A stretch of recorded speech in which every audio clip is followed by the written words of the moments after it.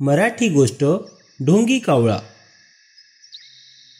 एके दिवशी जंगलामध्ये दोन मोर नाचत होते। ते मोर दिसायला खूप सुंदर होते।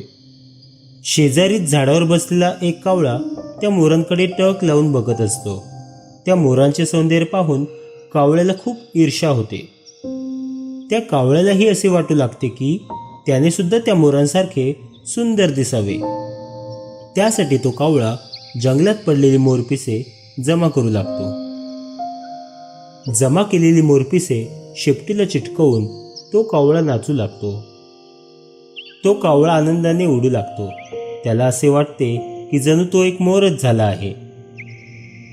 नंतर तो कावळा स्वतःला मोर समजून मोरांसोबत नाचू लागतो, पण ते मोर त्याच्याकडे लक्षच देत नाहीत।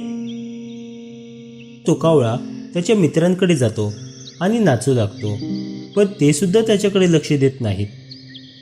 कावळ्याला खूप वाईट वाटले, कारण कोणीच त्याची स्तुती केली नाही।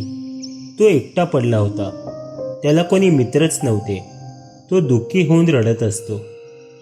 कावळ्याला रडताना पाहून एक मोर त्याच्याजवळ येतो।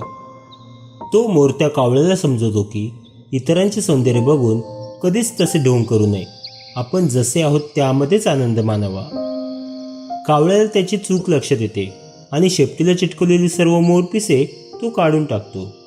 कावळा त्याच्या मित्रांकडे जातो आणि ते आनंदाने गप्पा मारतात। आपण जे कोणी आहोत ते खास आहोत आणि आपल्या परीने इतरांपेक्षा वेगळे आहोत, हे कावळ्याला समजले होते।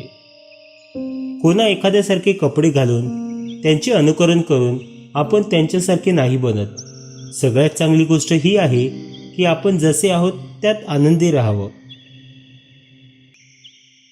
धन्यवाद।